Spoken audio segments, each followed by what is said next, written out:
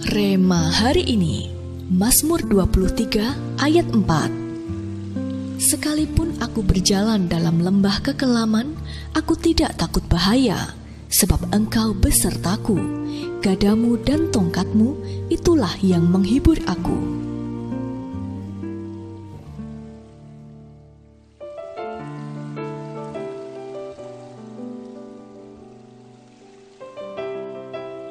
Suatu hari, ada sekelompok orang sedang berada dalam sebuah perahu untuk berlayar ke daerah seberang. Pada awal perjalanan, keadaan tampak baik-baik saja.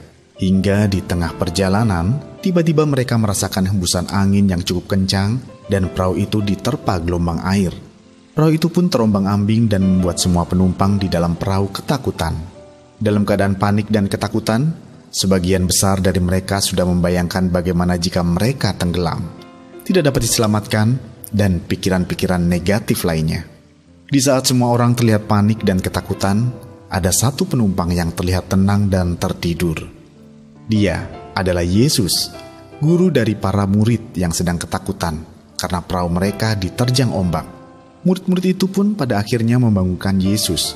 Dengan tetap tenang, Yesus berkata, "Mengapa kamu takut? Kamu yang kurang percaya?" Dalam Matius 8 ayatnya yang ke-26.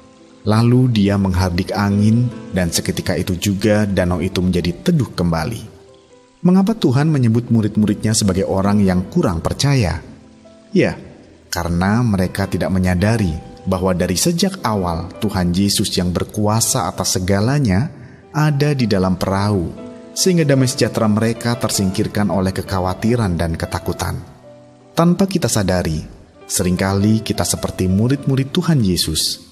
Saat kita diterpa badai permasalahan dalam hidup kita, respon pertama kita adalah ketakutan. Kita lupa bahwa kita memiliki Tuhan Yesus, Sang Raja Damai itu. Apabila kita renungkan, ketakutan yang seringkali kita rasakan tidak mampu menyelesaikan masalah kita, yang ada malah semakin memperburuk masalah atau keadaan. Namun ketika kita memenuhi diri kita dengan hadirat Tuhan, kita akan selalu diingatkan akan kasih dan kuasa-Nya yang mampu mengatasi segalanya. Saat fokus kita tertuju kepada Tuhan, badai apapun yang menerpa kita tidak akan membuat kita ketakutan dan khawatir. Karena kita tahu bahwa Tuhan ada bersama dengan kita dan pasti menyelamatkan kita. Apakah Anda sungguh-sungguh menyadari ada hadirat Tuhan dalam hidup Anda? Jika sudah atau belum, mengapa?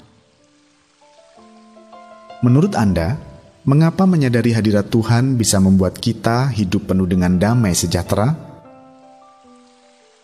Apa saja yang Anda rasakan ketika Anda menyadari hadirat-Nya dalam hidup Anda?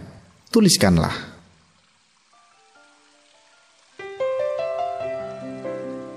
Tuhan Yesus, kami mengucap syukur karena kami merasakan hadirat-Mu memenuhi hidup kami.